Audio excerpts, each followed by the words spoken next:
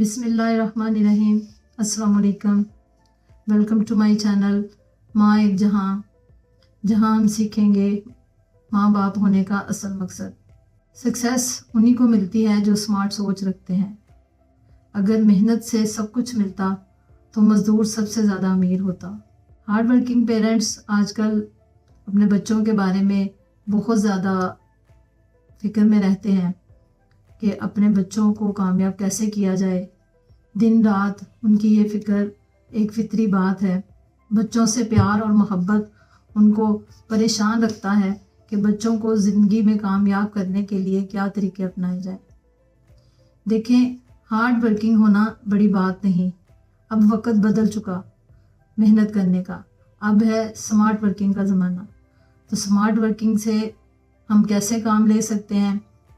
مثال کے طور پر ایک بچہ اگر ضدی ہے، وہ بہت زیادہ ضد کرتا ہے، تو اس کا ضدی پن ختم کرنے کے لیے ہم کیا کریں گے؟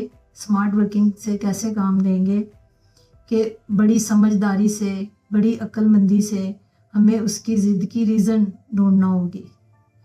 اس کی کاز جاننا ضروری ہے کہ کس وجہ سے بچہ ضد کر رہا ہے، اس کا موڈ خراب کیوں ہے، اس کا مزاج خراب کیوں ہے۔ اس کی کئی وجوہات ہو سکتی ہیں۔ نمبر 1 پہ بچہ جو ہے ماں باپ کی وجہ سے ضدی ہو سکتا ہے کہ ماں جو ہے وہ سارا دن اپنے کام میں مصروف رہتی ہے، اپنے گھر کے کام کاج میں، اور اس وجہ سے وہ بچے کو ٹائم دے نہیں پاتی، اور باپ جو ہے وہ اپنی مصروفیات میں رہتا ہے۔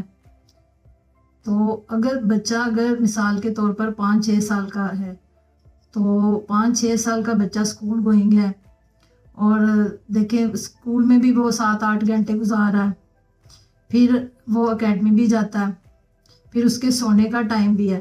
تو ماں باپ کے ساتھ اس نے کہاں ٹائم گزارا؟ ماں باپ کے ساتھ جو ٹائم ہوگا وہ بہت سینسٹیو ٹائم ہونا چاہیے، اس میں بچے کو بھرپور توجہ ملنی چاہیے، بچے کی بات کو غور سے سنا جائے، بچے کی بات کو سمجھا جائے، تاکہ بچہ جو ہے وہ اپنی ضد سے باز آ جائے۔ نمبر 2 پہ بچے کی ضد کی وجہ بچہ خود بھی ہو سکتا ہے کہ اس کو بھوک لگی ہو سکتا ہے اس کی نیند کی کمی کی وجہ سے وہ ضد کر رہا ہو، یا اس کو کریونگ ہو رہی ہو، یا بچے آج کل جیسے موبائل ایڈکٹیڈ ہیں تو موبائل کی وجہ سے وہ ضد کر رہا ہو۔ تو بچے کی کاز ڈھونڈنا بہت زیادہ ضروری ہے کہ کس وجہ سے بچہ ضد کر رہا ہے۔ تو ماں بڑی سمجھداری سے کام لے کہ بچے کے ساتھ اپنا موڈ خوشگوار رکھے، اس کی بات کو غور سے سنے، اس کے مینٹل لیول کو سمجھے، اس کی دل تک پہنچ جائے، اس کی بات کو سمجھنے کے لیے بالکل اس کے پاس بیٹھ کر اس سے پوچھے، اس سے سوال کرے کہ کہیں آج اسکول میں کسی نے مارا تو نہیں، ٹیچر نے ڈانٹا تو نہیں ہے، یا کسی دوست کے ساتھ لڑائی تو نہیں ہوئی جس کی وجہ سے تم ضد کر رہے ہو۔ تو اس ریزن جاننا بہت ضروری ہے۔ ریزن جانیں گے تو اس کا حل نکلے گا۔ اس سے سوال کرے کہ آج تمہارا دن کیسے گزرا۔ پھر اس کے علاوہ اس کے ساتھ بیٹھ کر اگر وہ اسکرین ٹائمنگ پہ ضد کر رہا تو یہ کہے کہ آؤ بیٹا میں بھی تمہارے ساتھ کھیلتی ہوں، دکھاؤ تم کون سی گیم کھیل رہے ہو۔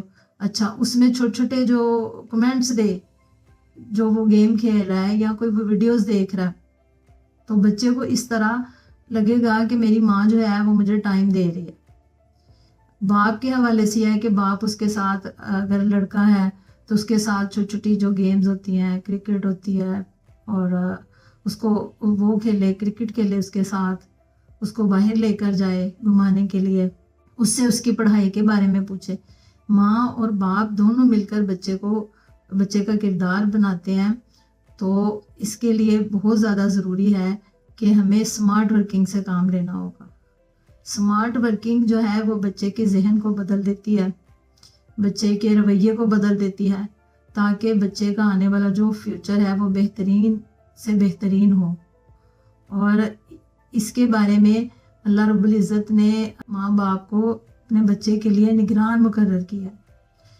تو حدیث مبارکہ بھی ہے کہ تم میں سے ہر کوئی جو ہے وہ اپنے رعیت پر، اپنی رعایا پر نگران ہے، اور گھر میں والد بھی نگران ہے اور ماں بھی نگران ہے۔